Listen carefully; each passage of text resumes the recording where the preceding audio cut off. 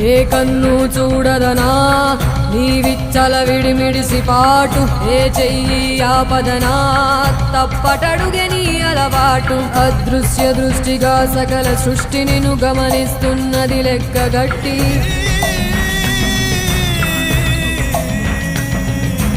ఎంత బతుకు నీదెంత బతుకువో గుప్పెడు మెతుకుల కడుపు కొరకు ఎన్నాటలు వేటలు అవసరమా మనుజా మనుజా.